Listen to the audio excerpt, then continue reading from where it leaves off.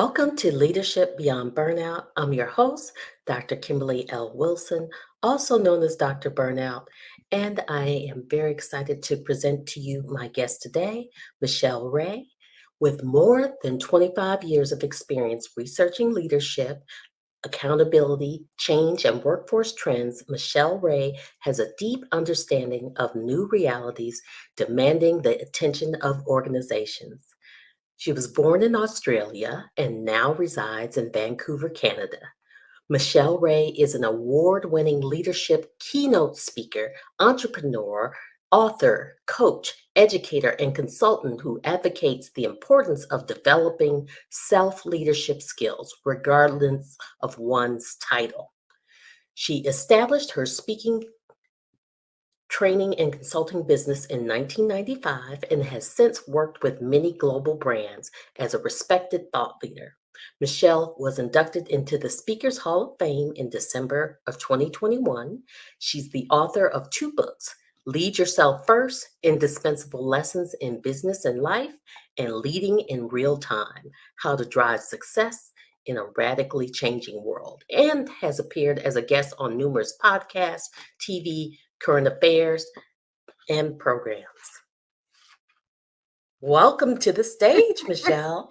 Hello, Kimberly. It's really great to be here. I am so excited for everyone to hear some of your insights about. We're talking about leading beyond burnout. And I know you've been doing this for quite some time. And I want to get the audience really entrenched in this right from the jump, because Yes, we've had so many changes with the yes. pandemic and leadership. What would you say are some of the things that they need to shift as we enter this post-pandemic era? It's such a great question.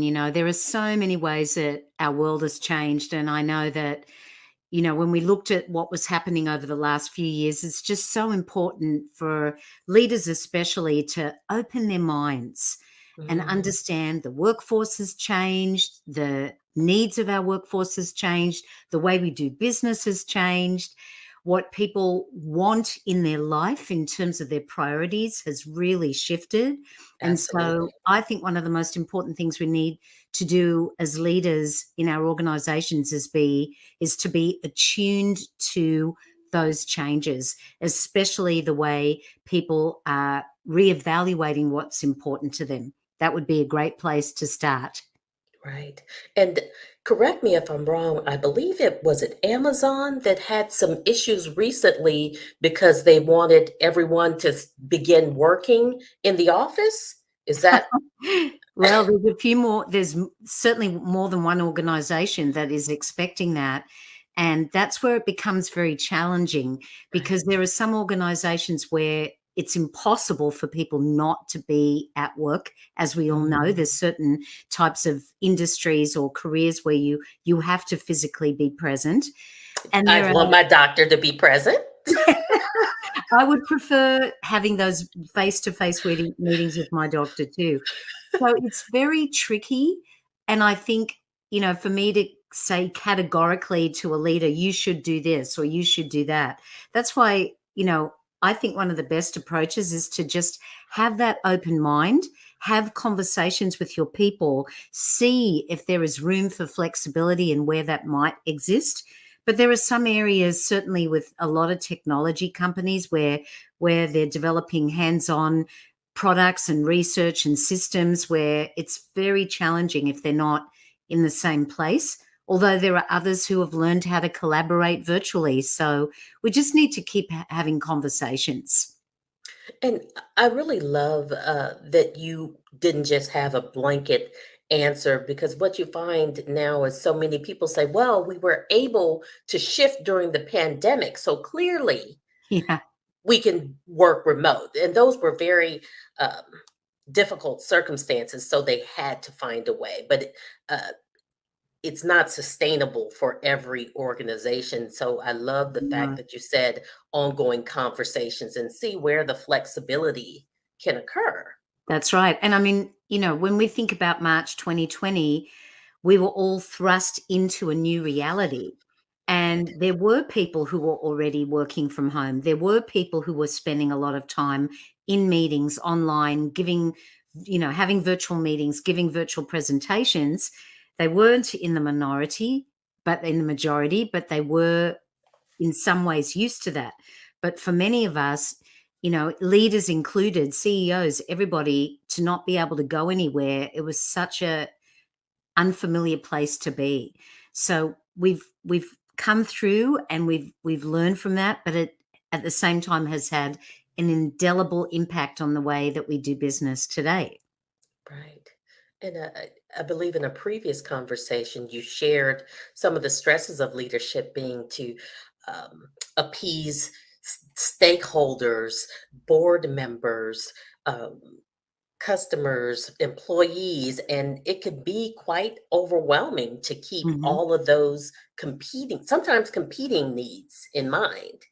Absolutely. And I don't think that's going to change. I think, with your level of expertise and your area of expertise, as you know, all these additional pressures just create a greater opportunity, for want of a better word, for more stress, more burnout, because there's so much more expected, especially for people in a leadership role, even I would say across the board, but they're feeling it especially right now. And Mm. do you feel like there's an added layer for women or BIPOC or any marginalized people, or no?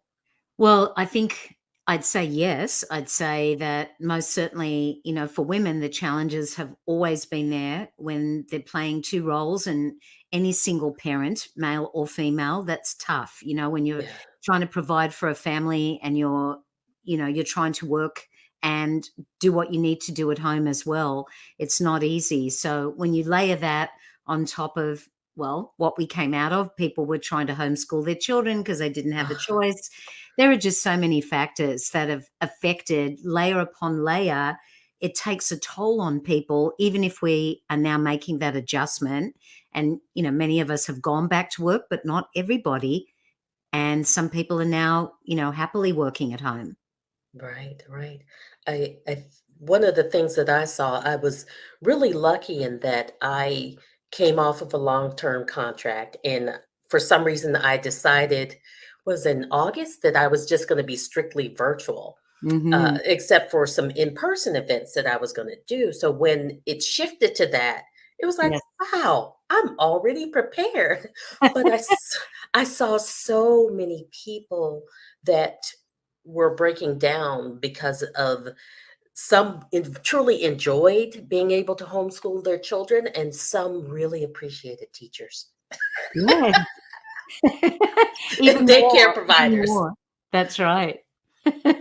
Yes, and just couldn't, that multitasking was just got exponential, and then you had to add on the impact also of caring for elderly parents sometimes. Absolutely. So many different pressures, so many different things happened. Yes. So when you go into an organization that is particularly experiencing some shifts in distress, Yes. do you feel like it's when change is about to occur or just the normal everyday stress? Oh, that's such a great question. I think it's really a combination of things. First of all, and I talk to a lot of organizations about change. In fact, I just spoke to one last week virtually. It was global. There were about three or 400 people on the call from 9 different countries, and they're going through a major metamorphosis in Mhm. terms of their organization. They're going to be acquired by another major company. That's one thing. And Oh, then the way merger. that, yeah, they're going to merge, yes. And then on top of that, they're dealing with a different way of serving their customers. And, my message to them, there are some universal principles, and I think it's applicable no matter what we do. So, first of all, change is part of life. Life is full of peaks and valleys, life is full of ups and downs. And we have all moved through different types of change, whether it's personal or professional. Right. And the way that I encourage people to look at it from a positive lens is to think about the times when you were tested, where you never thought you would be able to go through whatever that change might have been, but Right. you proved to yourself that you were resilient and you could do it. And the reason that I say that to people of every description is that if you feel that stress due to unexpected or expected change, pending Mhm. change, go into your reservoir of resilience where you will remember how you managed in the past, and it's going to give you that strength that you need to deal with whatever you're facing right now. Some call that a badass list when you remember all the things that you've accomplished. Hello, ladies. I have a juicy secret for you coming up pretty soon. We are releasing the applications for the 2024 Fired Up Women's International Retreat and Summit. I can't wait for you to hear some of the juicy details. We are finalizing them now. Be on the lookout for the application next week. The leaders that have the most challenge changing are those with with rigid ideas about how things are supposed to operate and how employees are supposed to respond. Would you Yeah, disagree or I would agree with you. And that really comes down to one word: control. mm, People there's certain types of individuals that letting go of control is extremely hard for them. And so when we can't let go of that control, then we cling on and we have a lot of difficulty trying to adapt or do things differently. But now, the way our new workforce is, and they're demanding that kind of transparency, and I would argue in some instances parity. So if I can just show you, Kimberly, with my hands, that mhm, this is the way people want to be led. They want you to be walking side by side with them, not right, leading like this. right, And certainly, if you lack confidence and you're leading this way, that's mhm, also not the ideal position to be in. So, when you are confident in your own leadership, then you're able to let go more and focus on being a collaborator rather than a controller, and you're going to have more success. right. So others' opinions are no longer a threat. They Exactly. are just more grist for the mill, more ideas, more innovation, more opportunities, is what you're Exactly. saying. Exactly. You're going to be better off. And that's what leading organizations do. The great leaders know that they don't have all the answers and they can find them from somewhere else. And they've got people around them who have certain skill sets that they don't have.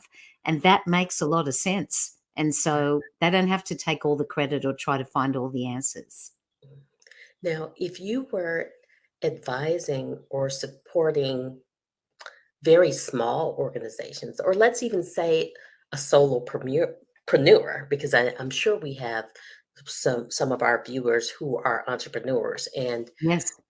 haven't gotten to that level, and they are the butcher, the baker, the candlestick maker. Hmm. How do they avoid burnout and continue to lead and have innovation? Well, I'll tell you, I'm one of them. So I can relate. And I want to share with you very candidly that I have gone through a very difficult time in the last few years. And Mm, the one thing that made a difference to me was that I had to put myself on the top of the list. So that meant, as I mentioned earlier, I had to reprioritize.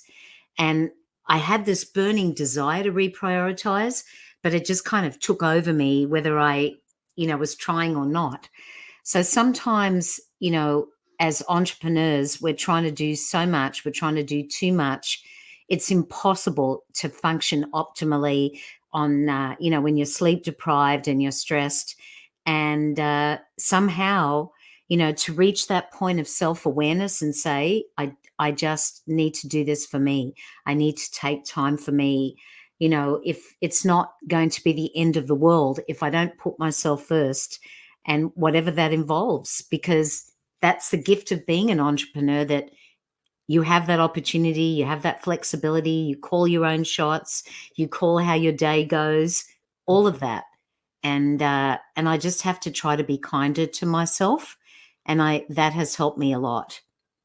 Being kind to yourself. Mm, Now, I would imagine that when they're economically strapped as yeah, an entrepreneur, that the desire to continue going is much higher. So yeah. maybe in the beginning phases of your business, did you find that you were on a feast and famine and you were just driving, driving, driving and couldn't put yourself first? Well, I mean, I can go back, when my last full-time job was in 1995. So it was, I think it was June or July of 1995. I was already living in Canada, and I made that decision, actually long before that, to leave my job, which is a Mm, story in itself. But so it's just been a process, and I keep learning and growing, and I don't have all the answers myself, right. but it's been an evolution, from the type of, for some people who are watching, the type of customers that you want to have, for others, the type of clients you want to have, what suits you, because you deserve it and you have that value of yourself that you can stay in your own power more. And I Mhm. think that makes a really big difference, but that can only come from experience. So that's one of the best things that I keep learning about myself, to value myself, and that's going to dictate the type of business that I want to have and the type of people I want to work with.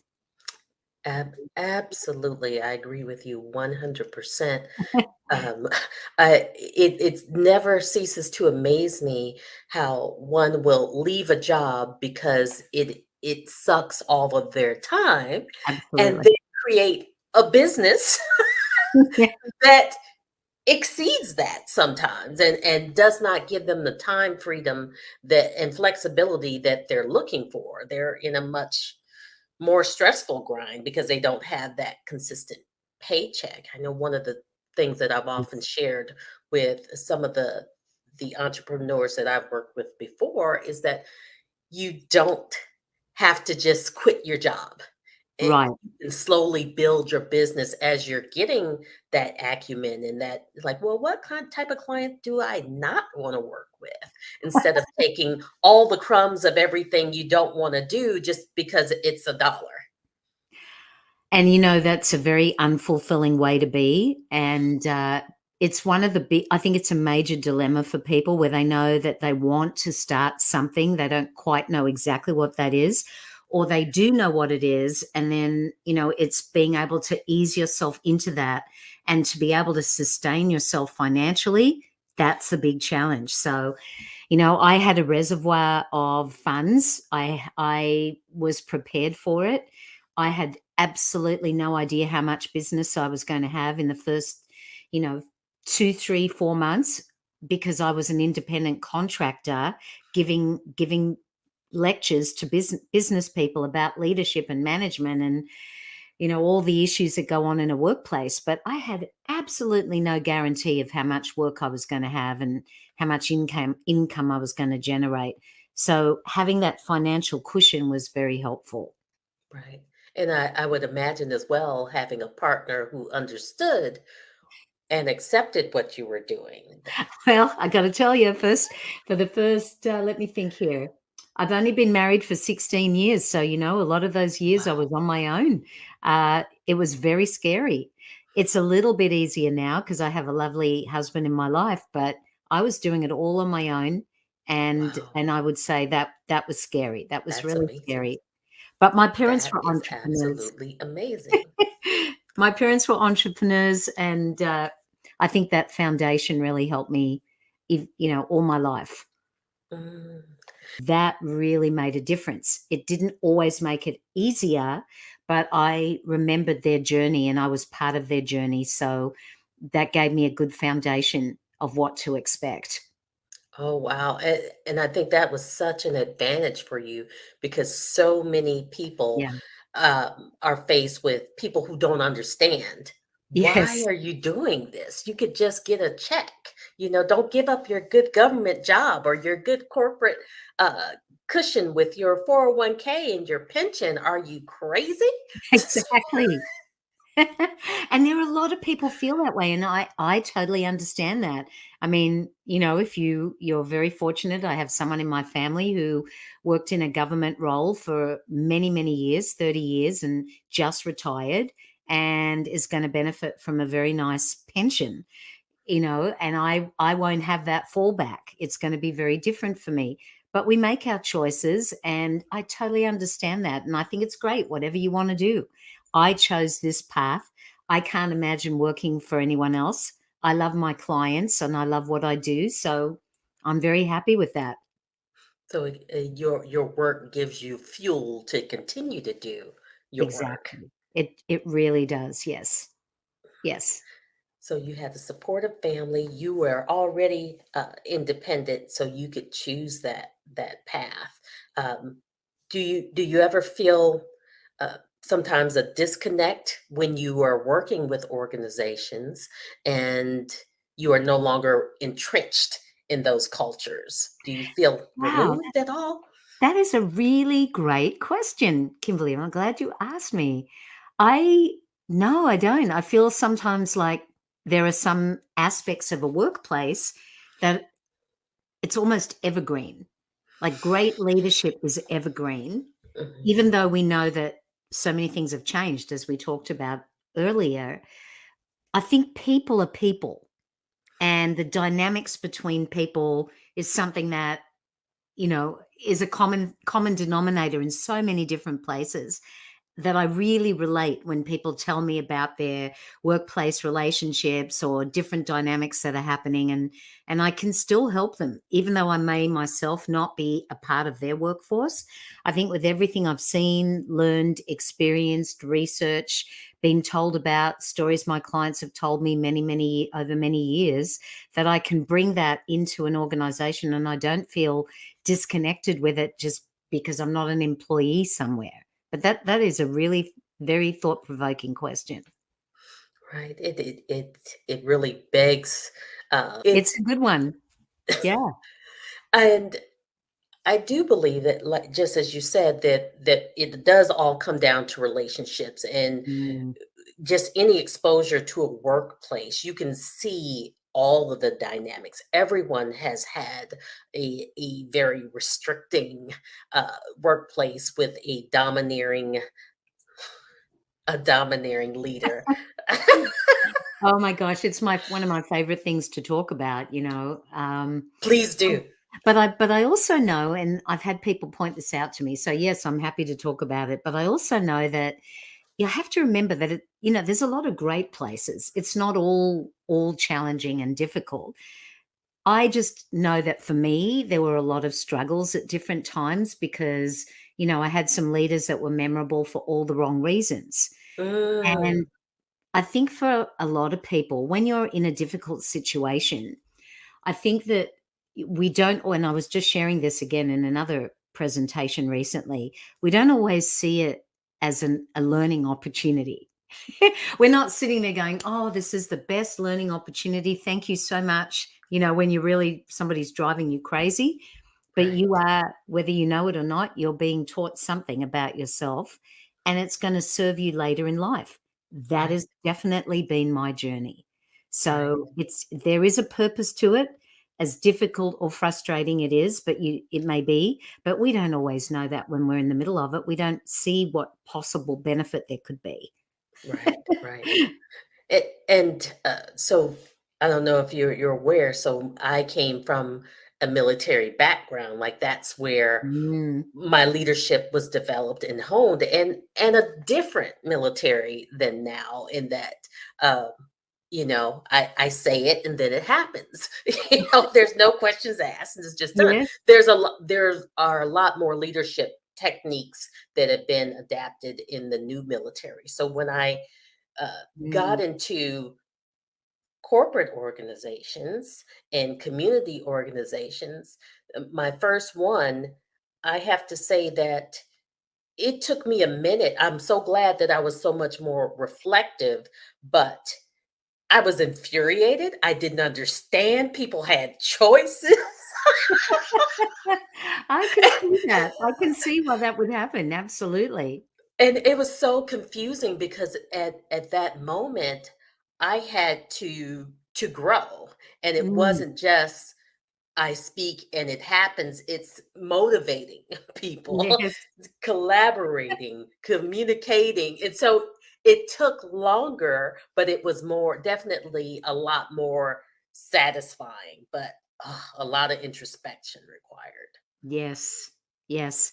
And that's the fascinating thing, and I think this is where, with burnout and business and leadership, you made me think of this even now.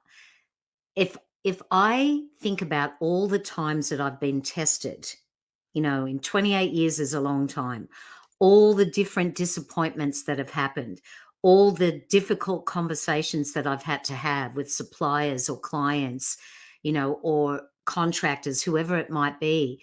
Um, it's that cumulative effect that can really get to you if you don't have that balance outside of your business and the capacity to see the bigger picture. Do you know what I mean? And to put it into perspective. Because Yes. I mean, every week something happens. I mean, we get uncomfortable about something, and I think anyone in business can relate to that.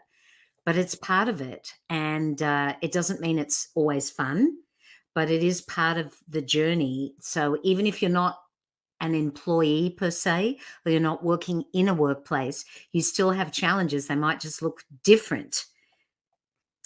Absolutely. Mhm. And I'm a firm believer of how we do one thing. So if we're not having those difficult conversations at work, Mhm. then we're not having those difficult conversations at home or with Right. our family of origin. And that the Yes. buildup of stress and anxiety when you're put into these situations and just holding on to, I should have, would have, could have said this.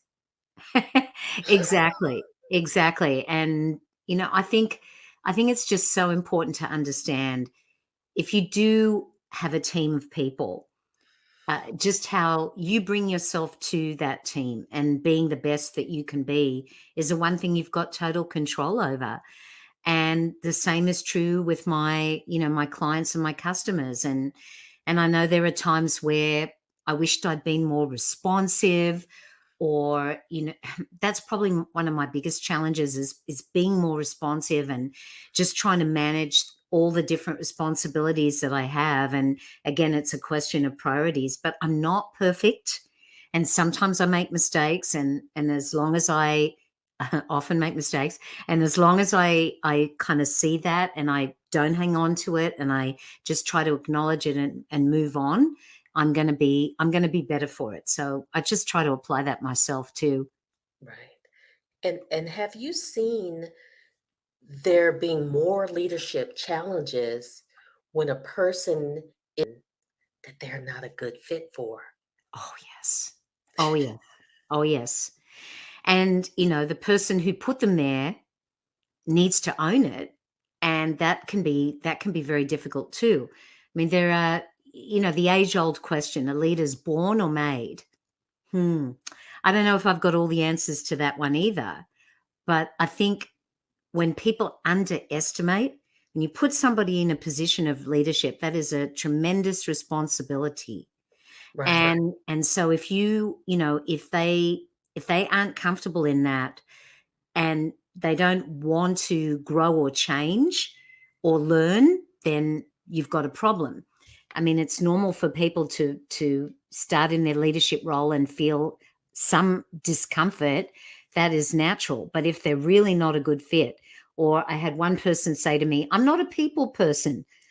Hmm, I'm not sure if this is going to work for you unless you really don't have to have any interaction and all your work is technical and you're working on projects. Okay. But as far as I can tell, business is still about people, no matter how high tech our world becomes. That was a It long answer to your absolutely is. question. Long Oh, answer. no. No, that's absolutely, perfect because I Mm, believe there's so much distress that comes when you are not fit for that role, and then it just boils down. It trickles down to yes. the people that you are entrusted to support and to guide and to lead, because you're frustrated with yourself. So, but you can't fuss at yourself. So you can't do Right. that. Exactly. Exactly. No, I treasure all the really great ones that I had, and I remember the ones that weren't so great, because if it wasn't for them, I wouldn't have had the guts to leave my job and do what I'm doing now. And again, all the challenges I've had, during my business too. It's I know I'm going to reflect back, and I just want to be satisfied that I've done my best. That's what I Mm, just want to be satisfied, because right. I can be a bit of a perfectionist too.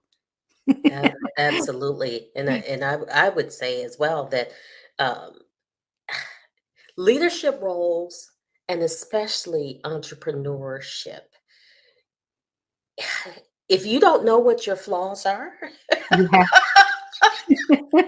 That's right. they will rear their ugly heads, and there is so much personal growth that needs to happen. Yes. I always thought, oh, you've done the work, and then with each level of challenge, you find, oh, no, there's a little more to do. Hmm. It never ends, right? Right. Have Yeah. have you found that when you're working with organizations that overwhelmingly most are willing to change or to grow, or have you ever had anybody who was really resistant to that? Oh, I've had both. Absolutely, I've had both. I've had both, and I mean, most of that, I would say, is there was a wonderful quote, and I just wish I could think now where it came from, but it was something along the lines of, and I can find it and let you know who said it, but it was something along the lines of, if we are going to credibly transform our organizations, if we are going to Mhm. credibly transform our organizations, we need to look at transforming ourselves. And I just thought, oh, truer words were never spoken. That's Yes, why it kind of all comes together. Leadership starts with me, leadership starts with you. So I think that that's really key. So you can have all the best intentions, digital transformation, changes you make within your organization. But again, having that open mind to transform your perspective and your outlook and how you interact and how you go about doing what you do, that's got to be part of it. absolutely. And when you say credible change, I think that is such a key word because Mm, I've seen so many times performative change, and yes. that just doesn't stick. And I actually had a client today who was extremely upset. She joined a volunteer organization with the expectation that she was going to be supported, and there were certain initiatives that were going to occur, Yes. and she discovered that it was all just talk, and Oh, no. it was so heartbreaking for her. And I think when you go into any organization, if you see that this is what they espouse, but what they actually, the walk and the and the talk, when they don't align, like how we were talking about this, when it's not aligned, it can be devastating. Yes. Well, it's funny you should mention that. That is a really before you said that, actually, we must be like in sync subconsciously.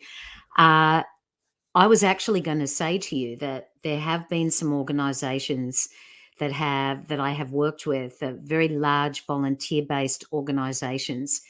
And, this is literally their biggest struggle is the potential of facing extinction. And, how do they stay relevant? So, if you are lucky enough to attract someone who is excited about your cause and what you represent, and that first encounter with that volunteer is going to turn them off, that is such a squandered opportunity. And unfortunately, again, it comes down to leadership, and it comes down to, how those organizations are operating at a local level, at a national level, at an international level. And when there is kind of an understanding of who we are, who that organization is, and how important it is to keep growing and attracting new blood. Without that, and if that person you mentioned had a bad experience, that's extremely unfortunate, and Right. just like a workplace, any workplace, and almost impossible to fix it. Yes, yes, and she's actually decided that Mm. she's done the work that she started out with, and she's going to leave gracefully. Oh, But that's so unfortunate. Yeah. it absolutely is, and you brought another thing to mind as you were just talking, when you talk about organizations and their goals and their mission. And sometimes they take on, just like entrepreneurs do, they take on work that they really don't believe in. And I'm thinking of this organization where it was a nonprofit, Yes. but they wanted government funds for something. And the government funds that they took, of course, have certain stipulations about what will happen and what will not happen.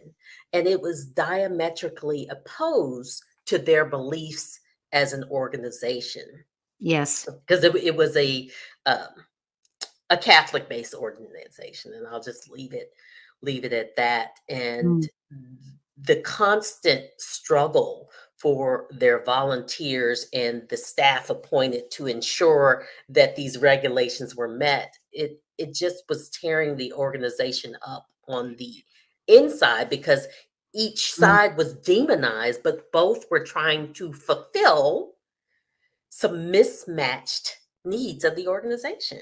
I've seen it too, and I watched an incredibly competent CEO walk out the door Wow. and, couldn't come to agreement with their board, and, it was extremely unfortunate that they lost this person. Now I am gonna be curious when we end our call, I'm gonna have a little look online and still see if they're still in existence, but, they were at loggerheads because that person was trying to focus on the future, and, there were other people that were still caught in a time warp, and unfortunately, they just couldn't see eye to eye, and she made the decision to take charge of herself and left. So they Mm. lost a really good person. The Mm. loss of talent, and I Yeah, think sometimes it does come to that, so I really applaud her for doing so when she saw that yeah, her needs were not going to be fulfilled, and she couldn't do the role that which she felt she was hired for. yes, I mean, there's a great sense of inefficacy, I guess, because her hands were probably tied behind her back. yeah. It was very difficult, and it wasn't known to me when we first started working together, and then it became more and more evident, and then eventually that person was gone, and I was working with some other people, but Mhm. it happens unfortunately all too often, but some of those things could be avoidable, again, because if you focus on what you can control, if you can focus on the environment that you create and the type of leadership that you give, all the other things, everything that we started our conversation with, Kimberly, the world's changed and the digital transformation, and we can't control the weather and climate change, and but there are so many things that, well, we can actually input with that one, because we can make choices about how we live our lives.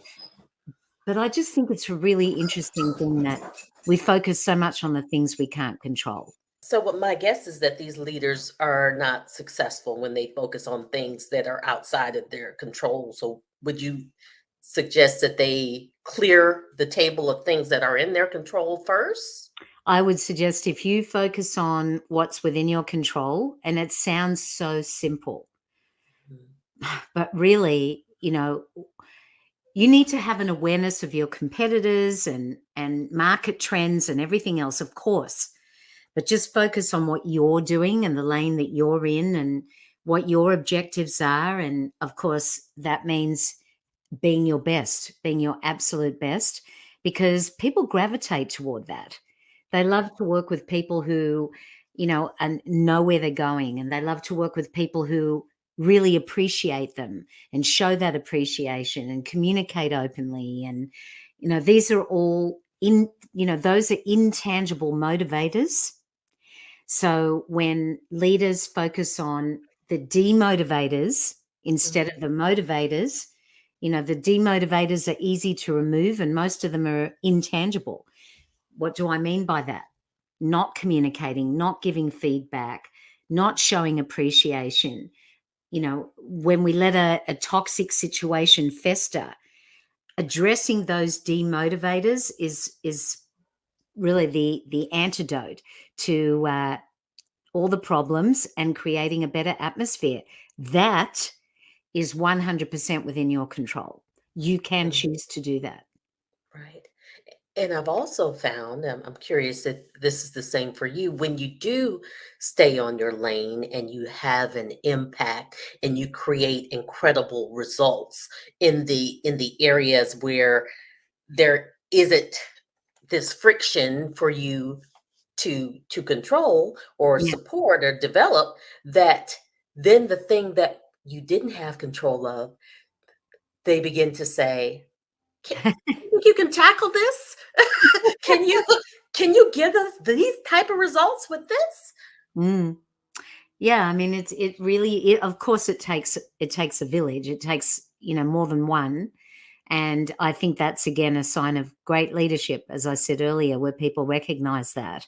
And you've got people there, you've got to trust them there and entrust them with that responsibility and not try to take back that control, which again is another really big part of why people burn out, because they don't feel trusted, they don't feel supported, and then it's just like a downward spiral, and it takes so much energy and effort, so people get very disheartened and turned off. That sense of inefficacy and just you can't make a difference, and why bother? Exactly.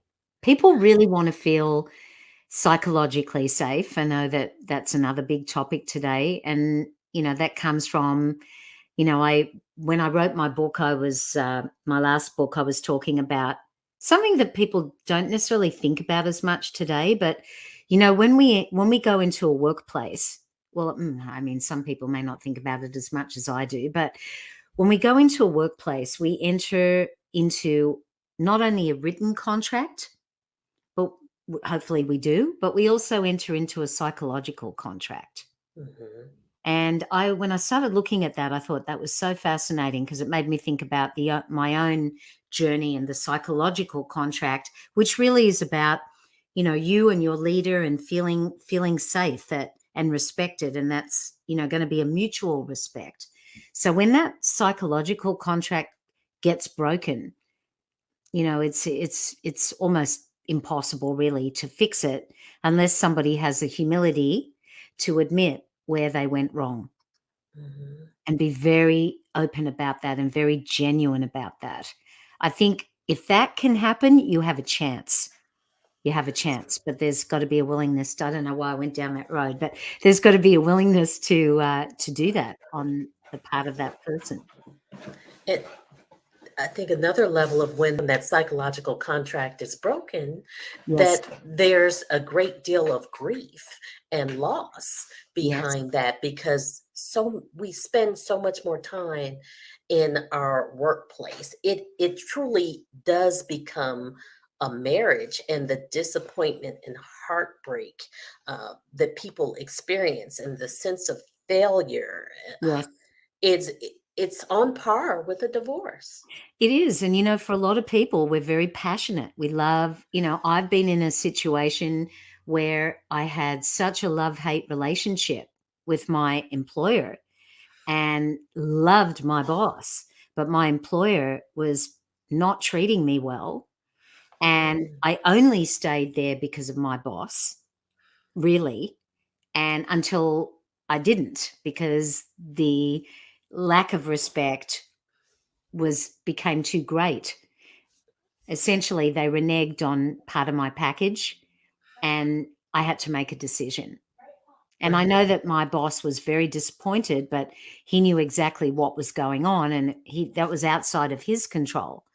but it affected him because I made that choice. So yeah, people, when you love what you do and you're caught between a rock and a hard place, it's not easy. But we've got to put ourselves first. That's the big lesson that was there for me. Absolutely. And I want to make sure that everyone knows how to connect with you if they want to hear more about it. So it's down there below. And Thank uh, you. I absolutely love the opening image on your website, and it's the uh, picture with you from behind, and you can see the attentive faces looking at you speaking, because as we mentioned before, you are a Hall of Fame speaker. Thank you. Thank you. Yeah, that was an amazing event. That was 2,000 people. And actually that same client that is in that photograph, that room full of people, I just want to tell you that this was so gratifying because I visualized it. So Mhm. when you can visualize as an entrepreneur what you want to have, that was pretty much a full circle moment for me. Wow, that's beautiful visualization, Yeah. and I can also be transformative to give you courage to leave a workplace that is not psychologically safe, Yes.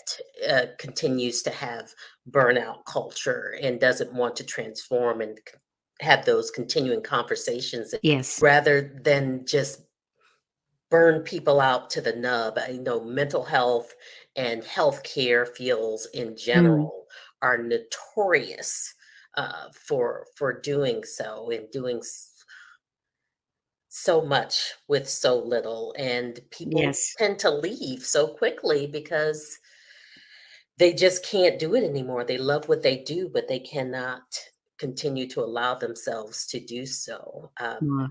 That's right. in that. Well, Michelle, I want to thank you so much for being here. Are there any last words that you want to share with our listeners, and how they can lead beyond burnout, and one good piece of advice for them?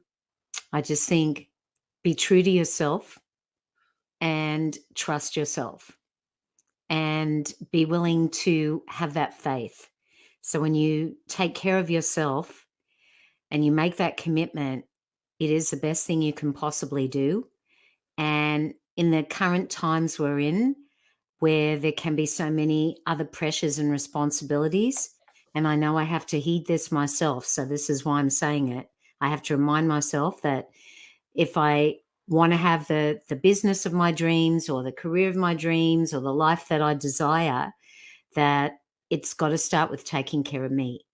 And Mhm. I think that is something that everybody, that we all have experienced as of late, that is a big reminder about what is important to you, and stay true to what is important to you. That is beautiful. Thank you so much for having us and Thank for you. for coming to the show. And I know that someone got some wonderful nuggets from everything you had to share. And until next time, It's such a pleasure. Thank you for having me. thank you. All right, everyone. Thank you for tuning in. I'm your host, Dr. Kimberly L. Wilson with Leadership Beyond Burnout. And tune in next Thursday, 5 p.m. Eastern, 2 p.m. Western, and I'll see you.